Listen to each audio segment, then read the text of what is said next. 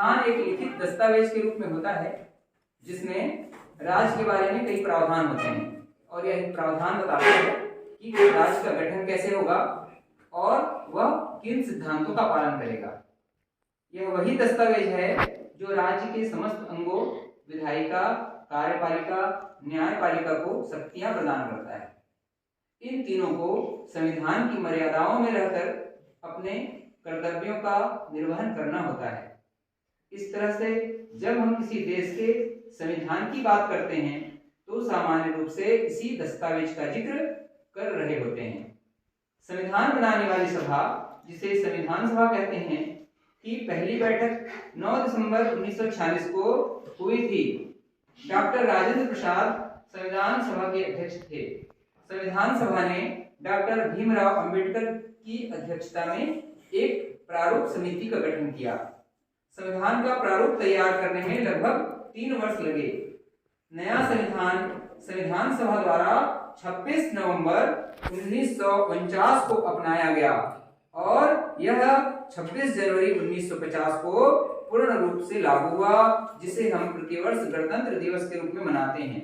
चूंकि 26 नवंबर के दिन ही संविधान सभा द्वारा संविधान को अपनाया गया, इसलिए आज हम संविधान दिवस के रूप में मना रहे हैं। चलिए आप सभी लोग मेरे साथ भारत के संविधान की उद्देशिका का शपथ लेंगे।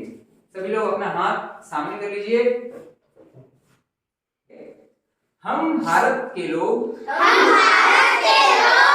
भारत को एक संपूर्ण प्रभुत्व संपन्न समाजवादी पंथ निरपेक्ष लोकतंत्रात्मक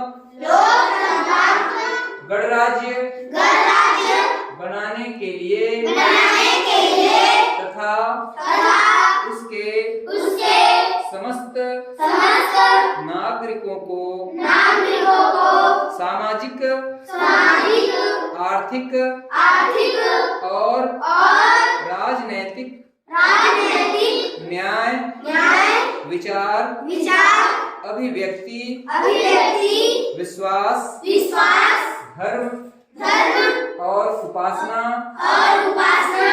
की स्वतंत्रता